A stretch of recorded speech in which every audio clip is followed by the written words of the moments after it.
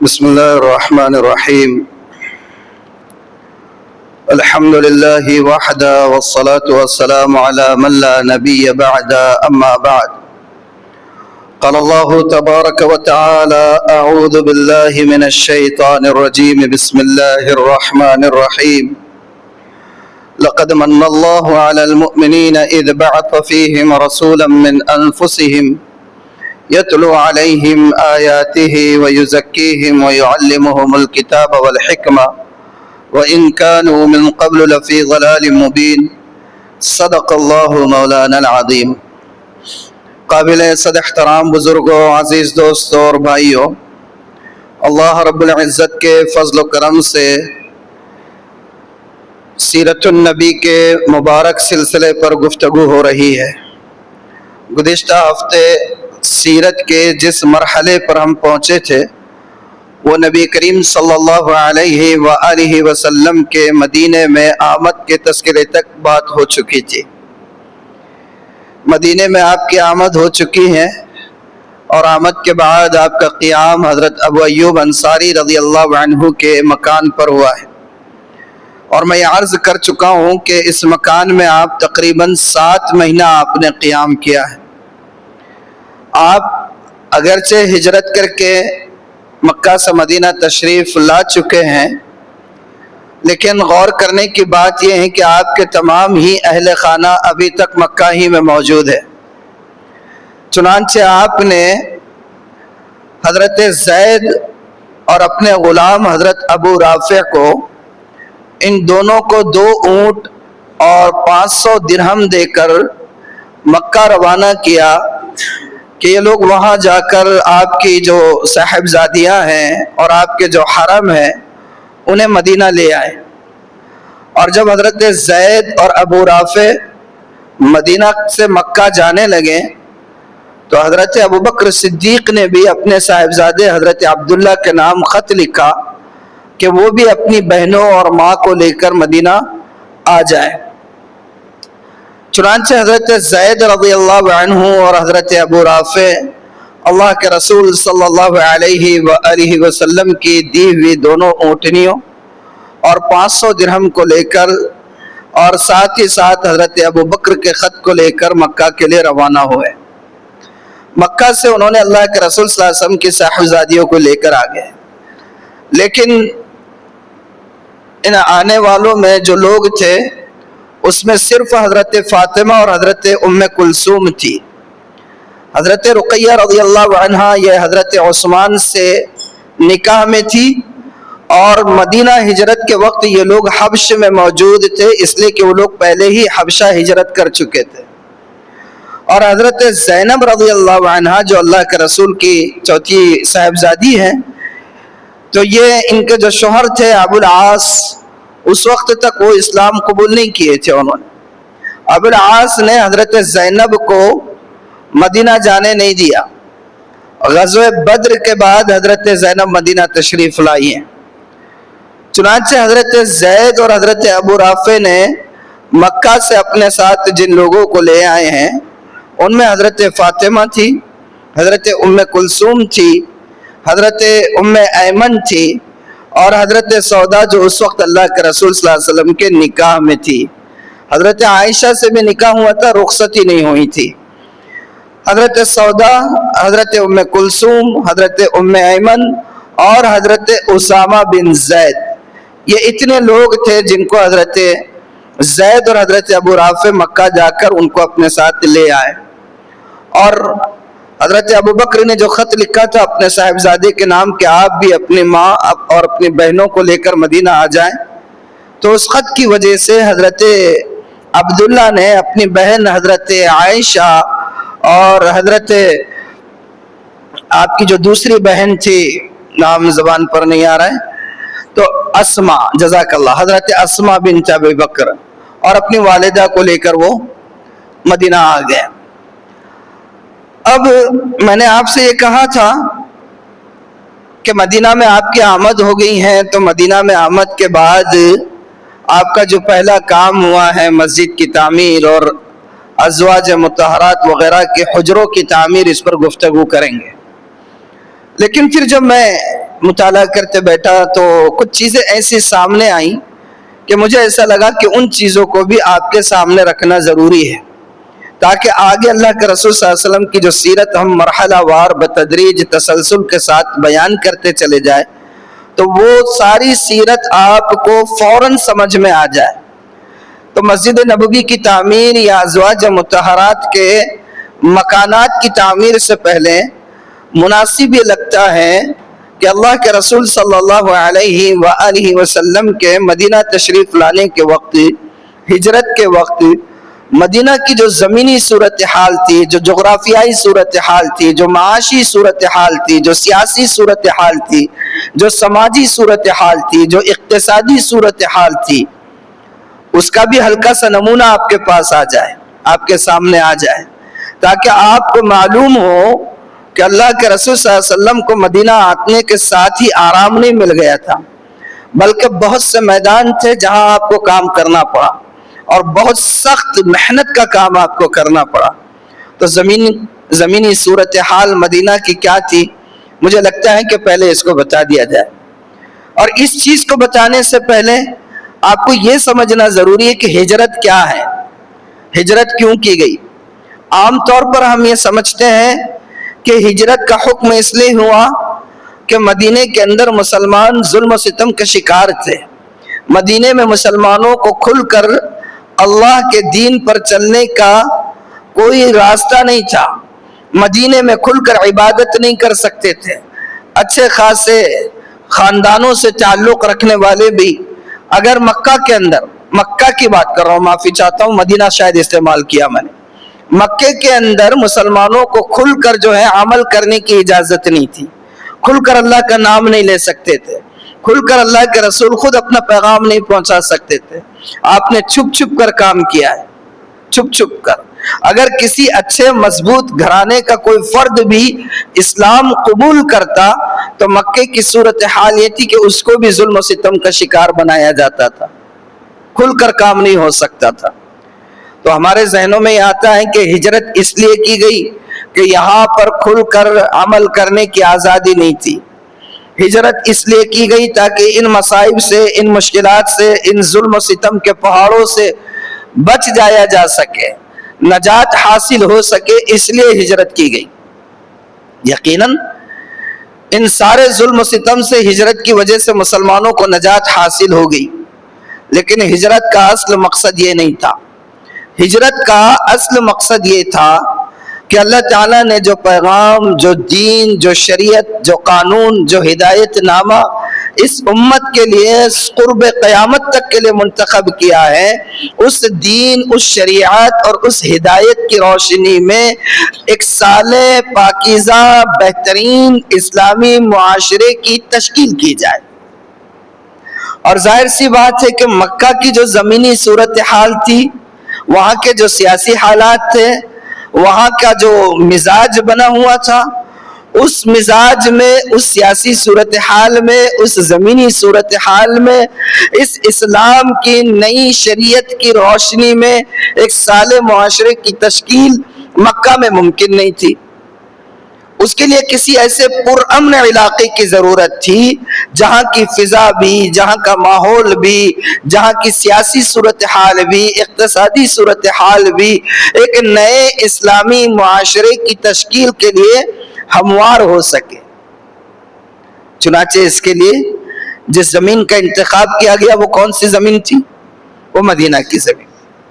مدینے میں آپ صلی اللہ علیہ وآلہ وسلم آئے تو پہلے تو میں آپ کو آگے بڑھنے سے پہلے ایک بات پر آپ توجہ دیجئے کہ اللہ کے رسول صلی اللہ علیہ وسلم کی جو مدنی زندگی تھی ٹوٹل کتنے سال کی تھی؟ 10 سال کی۔ آپ کی جو 10 سالہ مدنی زندگی، اس کو ہم 3 مرحلوں میں تقسیم کر سکتے ہیں۔ آپ کی مدنی زندگی کو 3 مرحلوں میں تقسیم کر سکتے ہیں۔ پہلا مرحلہ آپ کا مدنی زندگی کا وہ رہا ہے جس میں صرف فسادات برپا کیے گئے، فتنے برپا کیے گئے، اندر سے، مدینے کے اندر سے اسلام کو روکنے کی کوششیں کی گئی، منافقین کی طرف سے ہو، یہودیوں کی طرف سے ہو، نصارہ کی طرف سے ہو اور خود مشرکین کی طرف سے ہو۔ اندر سے رکاوٹیں کھڑی کرنے کی کوشش کی گئی، باہر سے حملے کیے گئے اس نوخیز اسلامی ریاست کو اکھاڑ پھینکنے کے لیے، باہر والوں کو حملوں کے لیے اکسایا، اندر والوں نے جا جا کر ملاقاتیں کی اور یہ تیقن دلایا کہ آپ بس حملہ تو کیجئے، آپ باہر سے حملہ کریں گے، ہم اندر سے جو ہے ان کو جو ہے پسپا کرنے کی کوشش کریں گے۔ تو یہ جو اللہ کے رسول صلی اللہ علیہ وسلم کی مدنی زندگی ہے وہ 3 حصوں میں تقسیم ہے، یوں سمجھ لیجئے۔ پہلا مرحلہ وہ ہے جس میں مدینے میں فتنے برپا کیے گئے، فسادات برپا کیے گئے، اندر سے رکاوٹیں کھڑی کی گئی، باہر سے دشمنوں کو کھڑا کیا گیا، مدینے پر حملے کیے جاتے رہے، اور یہ سلسلہ چلتا رہا 6 ہجری صلح حدیبیہ تک۔ صلح حدیبیہ تک یہی کیفیت رہی۔ غزوہ بدر ہو رہا ہے، غزوہ احد ہو رہا ہے، غزوہ خندق ہو رہا ہے، پھر منافقین کی ساز باز ہو رہی ہیں، پھر یہودیوں کے ساتھ مقابلے ہو رہے ہیں، یہ سلسلہ یوں ہی صلح حدیبیہ تک چلتا رہا۔ صلح حدیبیہ پر جا کر یہ مرحلہ ختم ہوا ہے۔ دوسرا مرحلہ ہے آپ کی مدنی زندگی کا، جس میں آپ نے صلح حدیبیہ کے بعد مشرکین کے ساتھ اور بت پرست قیادتوں کے ساتھ آپ نے امن کے معاہدے کیے ہیں۔ اس دوسرے مرحلے میں آپ نے مشرکین کے ساتھ، بت پرست قیادتوں کے ساتھ، کافروں کے ساتھ، یہودیوں کے ساتھ، نصارہ کے ساتھ، مدینے کے اطراف کے قبائل کے ساتھ، دشمنوں کے ساتھ امن کے معاہدے کیے ہیں، اور یہ مرحلہ چلتا رہا ہے فتح مکہ تک، 8 ہجری تک، یعنی کہ 2 سال کا یہ دورانیہ رہا جس میں آپ نے سارے قبائل کے ساتھ آپ نے امن کے معاہدے کیے۔ اور یہی وہ مرحلہ ہے صلح حدیبیہ کے بعد سے لے کر فتح مکہ تک کا جو دور ہے، اسی دور میں اللہ کے رسول صلی اللہ علیہ وسلم نے شاہان عالم کو، یعنی دنیا بھر کے بادشاہوں کو، دنیا بھر کے حکمرانوں کو آپ نے اپنے پیغام کے قبول کرنے کے دعوت نامے بھیجے ہیں، خطوط بھیجے ہیں، لیٹر بھیجے ہیں، اور آج بھی آپ کے لکھائے ہوئے خطوط بہت سے میوزیم میں، عجائب خانوں میں محفوظ ہے اللہ کے کرم سے۔ ایک کتاب ہے، خود میرے پاس بھی ہے الحمدللہ، اس میں اللہ کے رسول صلی اللہ علیہ وسلم کے تمام خطوط جو آپ نے لکھے تھے ان کا عکس موجود ہے، یعنی ان کا عکس موجود ہے، جو صحابہ کے ہاتھ سے لکھے ہوئے خطوط ہیں ان کے عکس موجود ہے، زیروکس جیسے کہتے ہیں آپ۔ ہاں، اس امت نے اللہ کے رسول صلی اللہ علیہ وسلم کی سیرت ہو، صحابہ کی سیرت ہو، شریعت کا تفسیر کا عنوان ہو، حدیث کا عنوان ہو، اس پر بہت جانفشانی کے ساتھ کام کیا ہے۔ تو دوسرا مرحلہ کون سا ہے؟ دوسرا مرحلہ وہ ہے جس میں آپ نے مشرکین اور بت پرستوں اور دشمنوں کے ساتھ امن کے معاہدے کیے، اور اسی دورانیے میں آپ نے شان عالم کو خطوط بھی لکھے۔ یہ مدنی زندگی کا دوسرا مرحلہ ہے۔ اور مدنی زندگی کا ایک تیسرا مرحلہ ہے جو فتح مکہ کے بعد شروع ہوتا ہے، اور رسالت مآب صلی اللہ علیہ وسلم کے دم واپسی، آپ کے وصال، آپ کی رحلت، آپ کی وفات تک جاری رہتا ہے، یعنی 11 ہجری تک، ربیع الاول 11 ہجری تک، 8 ہجری سے لے کر 11 ہجری تک کا یہ دور، یہ وہ دور ہے مدنی زندگی کا جس میں خلقت، یعنی لوگ جوق در جوق، فوج در فوج، گروہ در گروہ اسلام کے اندر داخل ہوتے چلے گئے۔ وفود کے وفود آتے تھے اور اسلام میں داخل ہوتے تھے۔ اللہ کے رسول صلی اللہ علیہ وسلم کو فرصت نہیں ملتی تھی، ایک وفد جاتا نہیں دوسرا آتا، اور پورا وفد جو ہے اسلام کے سائے عاطفت میں داخل ہو جاتا۔ تو میں نے یوں سمجھ لیجئے کہ مدنی زندگی کا پورا خلاصہ، اس کی سمری، اس کا باٹم لائن آپ کے پاس اللہ کے رسول کی مدنی زندگی کو 3 مرحلوں میں تقسیم کر کے آپ کے سامنے رکھ دیا۔ اب جب آپ آگے سیرت کو سنو گے، پڑھو گے، تو آپ کو آسانی کے ساتھ سمجھ میں آ جائے گا کہ ہم کس دور میں چل رہے ہیں، اللہ کے رسول صلی اللہ علیہ وسلم کی سیرت کے کس مرحلے سے ہم گزر رہے ہیں۔ تو یہ تو تھی آپ کی مدنی زندگی کے 3 مراحل۔ اس کے علاوہ بھی دیکھیے کہ مدینے میں ابھی بہت ساری باتیں باقی ہیں۔ مسجد نبوی کی تعمیر ہے، ازواج مطہرات کے حجرات کی تعمیر ہے اور بھی دیگر موضوعات ہیں، مگر ان موضوعات کے سمجھنے میں آنے کے لیے میں ان موضوعات پر آپ سے گفتگو کر رہا ہوں۔ دو باتیں اب تک میں نے بیان کی آپ کے سامنے کہ آپ نے مکہ سے مدینہ آنے کے بعد مکے میں جو آپ کے اہل خانہ باقی رہ گئے تھے، حضرت زید اور ابو رافع کو روانہ کر کے ان کے ذریعے سے ان کو واپس بلوا لیا۔ دوسری بات میں نے جو آپ کے سامنے رکھی، اللہ کے رسول صلی اللہ علیہ وسلم کی پوری مدنی زندگی کو 3 مرحلوں میں تقسیم کر کے اس کا خلاصہ آپ کے سامنے پیش کر دیا۔ تیسری بات جو آج کی جمعہ میں آپ کو سمجھنا ہے وہ یہ ہے کہ اللہ کے رسول صلی اللہ علیہ وآلہ وسلم جب ہجرت فرما کر مدینہ تشریف لائیں تو یہ مت سمجھیے کہ آپ کو سجی سجائی جنت مل گئی، بلکہ مدینے میں آنے کے بعد آپ کو بہت مسائل کا سامنا کرنا پڑا۔ الگ الگ میدان تھے جن میدانوں میں آپ کو اپنے مشن کو انجام دینے کے لیے زمین ہموار کرنی پڑی۔ زمین ہموار نہیں تھی، ناہموار تھی، ہر طرح سے ناہموار زمین تھی۔ مدینے کی زمین بھی ہر طرح سے ناہموار تھی۔ اللہ کے رسول کو اپنے مشن، اپنے پیغام، اپنی دعوت کو مستحکم کرنے کے لیے مدینہ میں آنے کے بعد مدینہ کی زمین کو ہموار کرنا پڑا اپنے مشن کے لیے۔ اب آپ سوچ رہے ہوں گے کہ یہ کیسی بات کر رہے ہیں؟ ہم تو ہمیشہ سے یہ سنتے آئے ہیں کہ اللہ کے رسول صلی اللہ علیہ وسلم کی مکی زندگی مشکلات کی تھی، مصائب کی تھی، آلام کی تھی اور ظلم و ستم کی تھی، قسم پرسی کی تھی، لیکن جیسے ہی آپ نے مدینہ ہجرت کی تو ساری مشکلات ختم ہو گئیں۔ یقیناً وہ ظاہری مشکلات ختم ہوئی، لیکن اگر آپ ہجرت کے اصل مقصد کو سامنے رکھیں گے تب آپ کو سمجھ میں آئے گا کہ مدینے میں کیا مشکلات تھی۔ اور ہجرت کا مقصد میں ابھی 2 منٹ پہلے آپ کے سامنے بیان کر چکا ہوں، مگر مجھے لگتا ہے کہ پھر دہرانے کی ضرورت ہے۔ ہجرت کا مقصد کیا تھا؟ ہجرت کا مقصد صرف مکہ کی قسم پرسی کی زندگی سے نجات نہیں تھا۔ ہجرت کا مقصد مسلمانوں کو صرف ظلم و ستم سے بچانا نہیں تھا۔ ہجرت کا مقصد مسلمانوں کو آرام سے کہیں پر قائم کر دینا نہیں تھا۔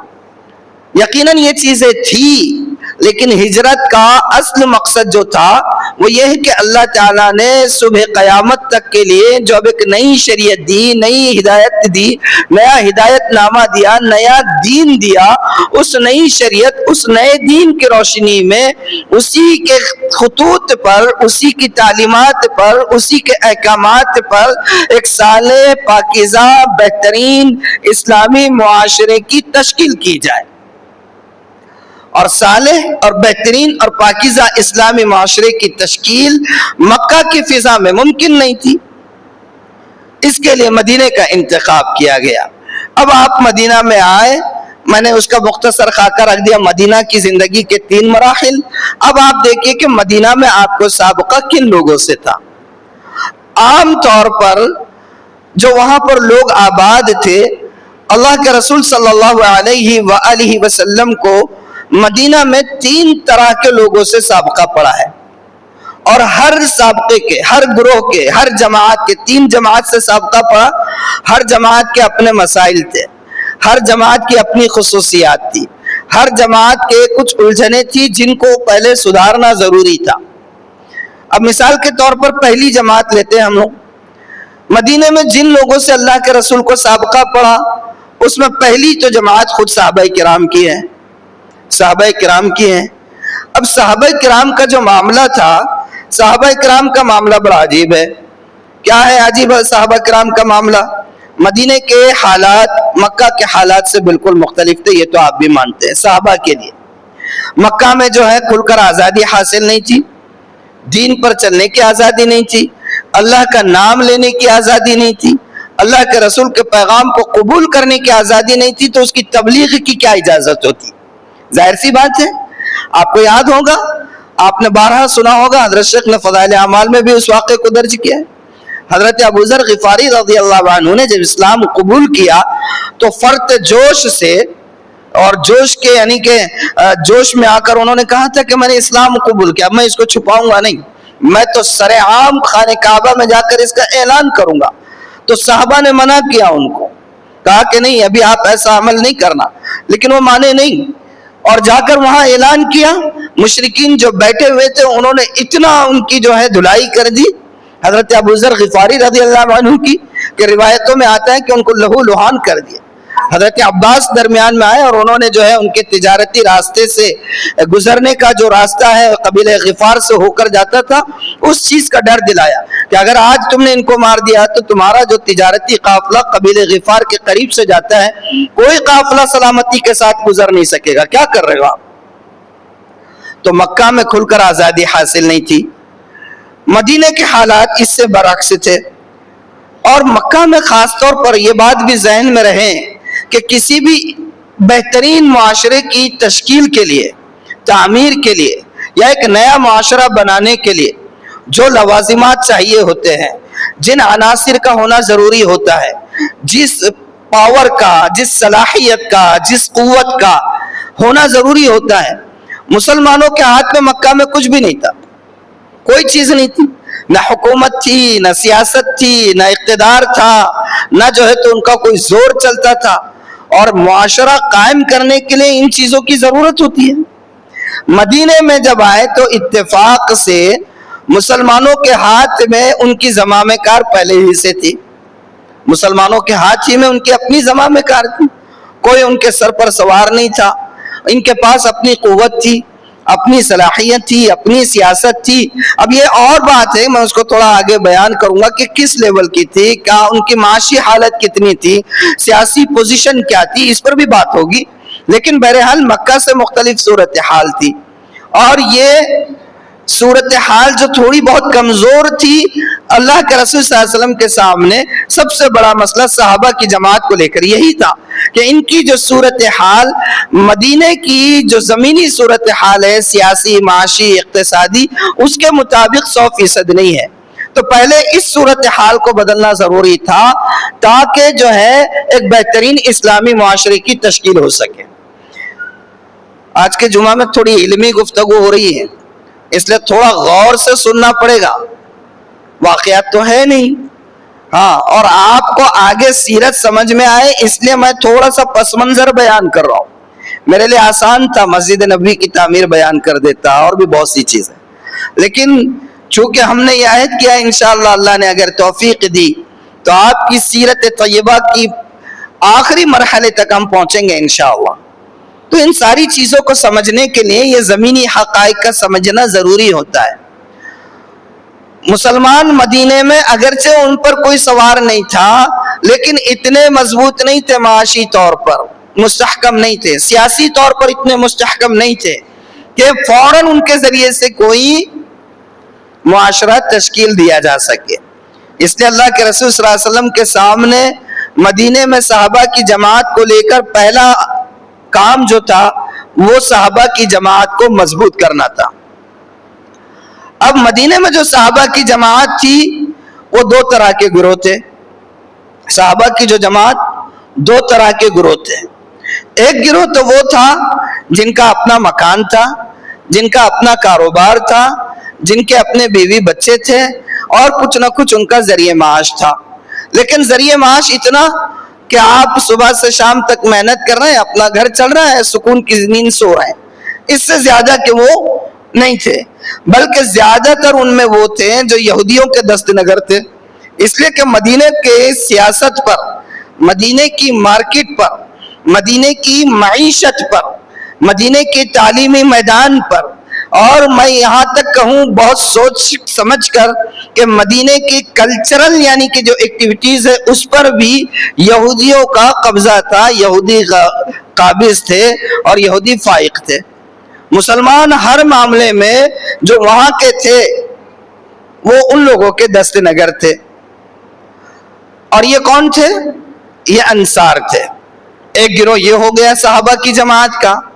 دوسرا گروہ وہ تھا جو اپنا سب کچھ چھوڑ چھاڑ کر، لٹ پٹ کر، سارا اثاثہ، سارا سرمایہ، سارا مال، سارا کاروبار، سب کچھ چھوڑ چھاڑ کر دست بتقدیر ہو کر مدینہ پہنچے تھے.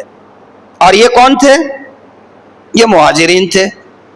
اب آپ سن چکے ہیں کہ اصل جو انصار تھے مدینہ کے اصل باشندے، وہ معاشی طور پر اتنے ہی مضبوط تھے کہ اپنا گھر چلا سکے، کاروبار بھی بہت بڑا نہیں ہوتا تھا ان کا۔ مدینے کے مکہ کے لوگ تو تجارت کرتے تھے، اور تجارت کا آپ جانتے ہیں کہ آیا تو بہت کچھ آ جاتا ہے، نہ تو حالات آ جاتے ہیں۔ لیکن مدینہ کے جو لوگ تھے وہ زراعت پیشہ تھے، کھجور کی زراعت کرتے تھے یا پھر مزدوری کرتے تھے۔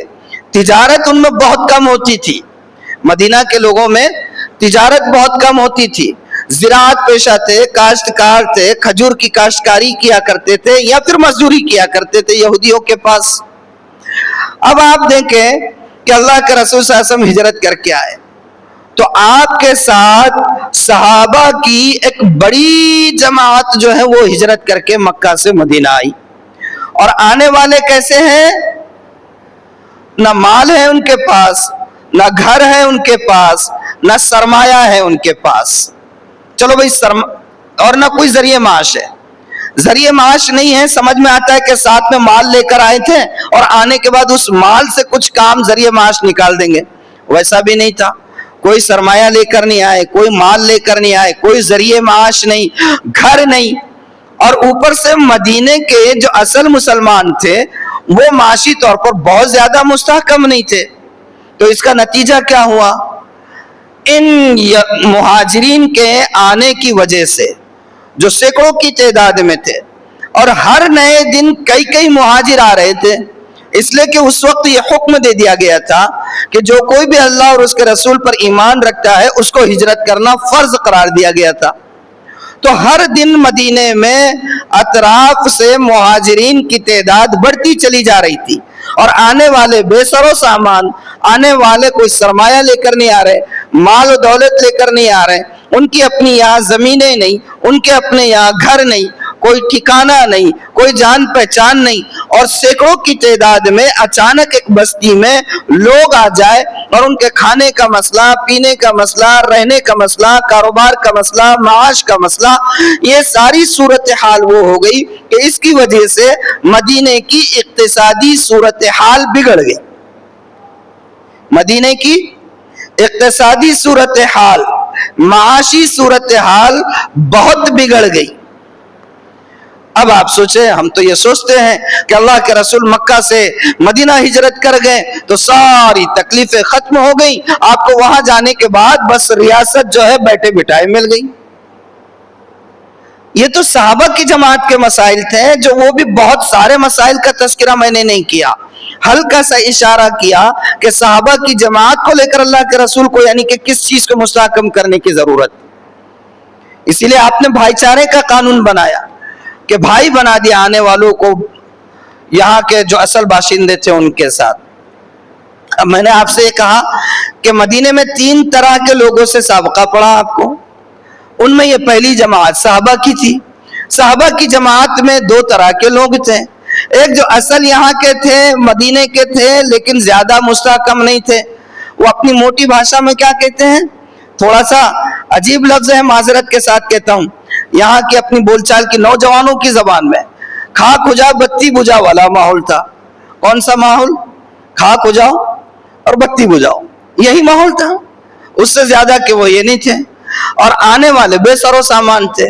تو اس کو مستحکم کرنے کی ضرورت تھی، اور آپ صلی اللہ علیہ وآلہ وسلم نے مدینہ تشریف لانے کے بعد صحابہ کی اس جماعت کو مستحکم کرنے کے لیے معاشی طور پر بھی، سیاسی طور پر بھی، سماجی طور پر بھی اور سوشلی بھی جس طرح کی اسٹریٹجی آپ نے اپنائی، حکمت عملی آپ نے اپنائی، قسم خدا پاک کی ایک نبی کے علاوہ بہت کم عرصے میں اتنا بڑا کام کوئی کر نہیں سکتا تھا جو اللہ کے رسول صلی اللہ علیہ وسلم نے کیا۔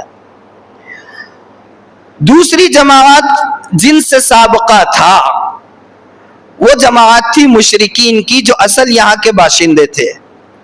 اب ان مشرکین میں بھی اوس اور خزرج کے جو لوگ تھے، اب ان مشرکین میں بھی اچھا اور ایک بات ذہن میں آ گئی، وہ بھی بتا دوں میں کہ مدینہ کی جو صحابہ کی جو جماعت تھی انصار کی، وہ بھی اوس اور خزرج خاندان کے تھے۔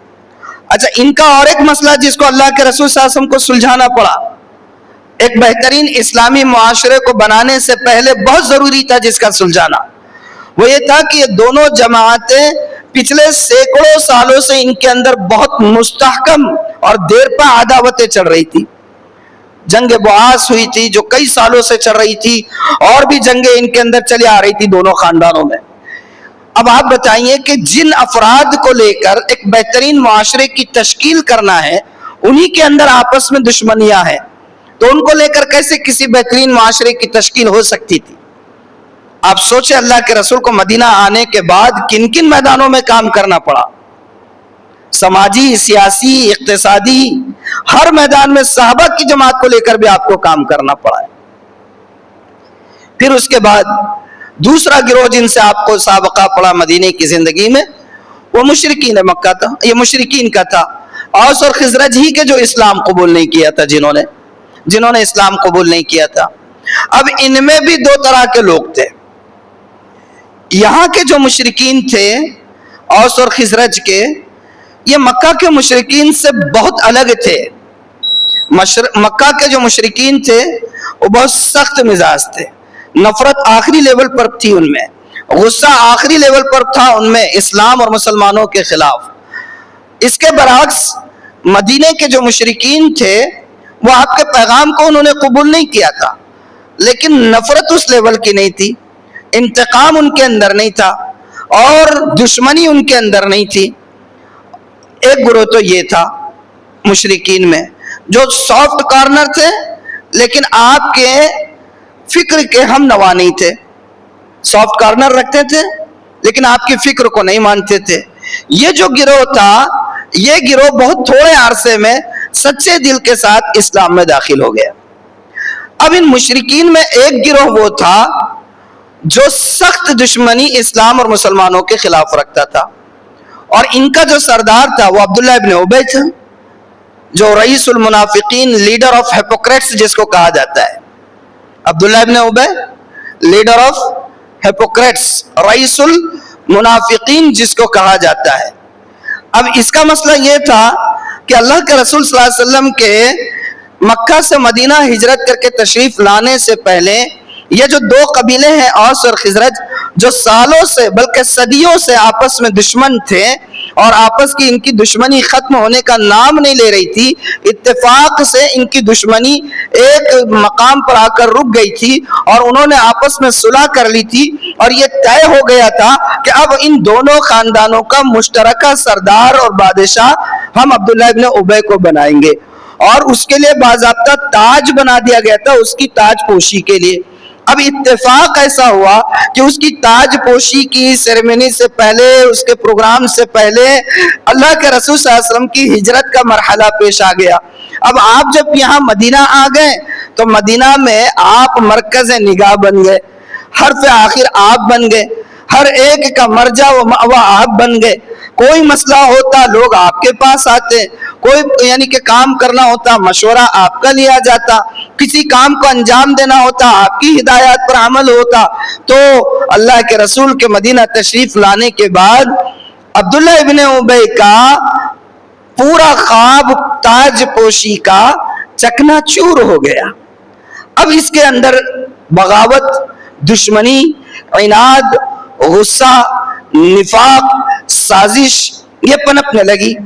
لیکن اب اس کا مسئلہ یہ تھا کہ یہ جو ایسے افراد بہت تھوڑے تھے، آٹے میں نمک کے برابر، کھل کر دشمنی کر نہیں سکتے تھے، اور اس نے یہ دیکھ لیا کہ کھل کر اپنے آپ کو اگر ہم کافر ظاہر کر دیں، آپ کے دشمن ظاہر کر دے، تو تھوڑی بہت جو مراعات مل رہی ہے وہ بھی نہیں ملے گی.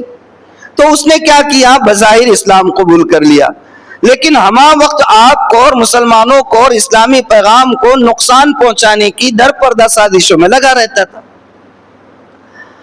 اب یہ ایک مسئلہ ہے، یعنی دوسرا گروہ جن سے آپ کو سابقہ پڑا. اب آپ سوچیں، ہم جو سوچتے ہیں سمجھتے ہیں کہ مدینے میں آنے کے بعد بہت زمین ہموار مل گئی، ایسا قطع نہیں ہے. یہ دوسرا گروہ تھا جس سے آپ کو سابقہ پڑا.